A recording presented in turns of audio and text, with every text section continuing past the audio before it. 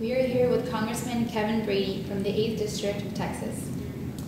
In light of your role on the Ways and Means Committee and President Obama's stated wish to double our exports in 5 years, are you satisfied with the trade relationship between the United States and India?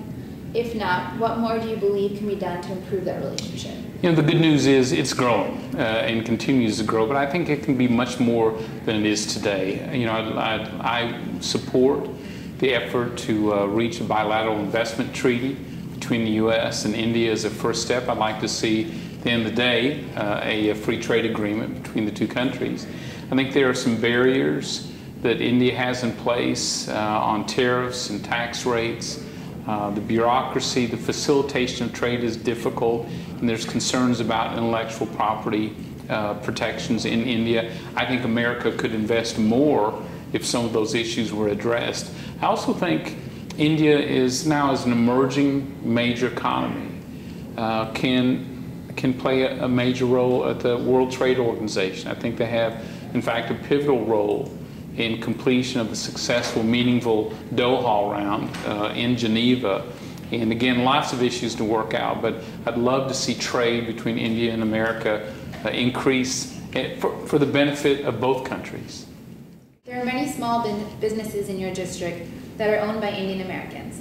As a champion of small business who ran a Chamber of Commerce, for what do you feel your constituents should be looking to Congress? You know, I think government often gets in the way of our small businesses, of our entrepreneurs, who have great ideas and great dreams and great energy. But sometimes just all the taxes, the bureaucracy, the permitting, the licensing, the payroll taxes, all of that can really discourage them. So I'd like to see us lower taxes on entrepreneurs and small businesses, give them a chance to start up. You know, I'd like to see government get out of the way of their success. For example, right now, we're very worried about the new healthcare mandates that could be very damaging, that hit small businesses struggling to afford healthcare for the workers, hits them especially hard.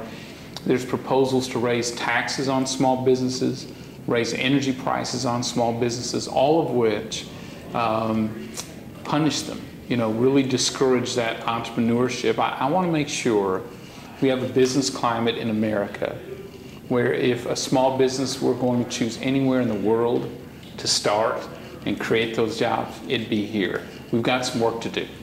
For many years now, the United States has been attracting the best and brightest from around the world as a means of keeping our economic engine growing through innovation. In this new global economy, with so many different options for these best and brightest, what can we in the United States do to show them we are still a land of opportunity? 3 things I think we can do. One is continue to invite the best and brightest minds around the world to study in America, to come here through our universities, and oftentimes, thankfully, they stay and become just an integral part of America for themselves and for their family, and obviously we benefit as well. So I think there's been somewhat of an overreaction after 9/11 with some of the visas and some of the studying. I think we need to, take a longer view of that. Secondly, a lot of countries have surpassed the United States in being the best home for research and development jobs and investment. I want to make permanent the research and development tax credit, modernize it and make it bigger so companies throughout the world create those jobs in America, and hopefully we'll have students from India filling those key jobs again, which is good for us and good for them and their families. And then finally, sort of going back to our business climate, I really worry about the debt that America is taking on right now. It is growing larger and larger. Someone has to pay back all that spending.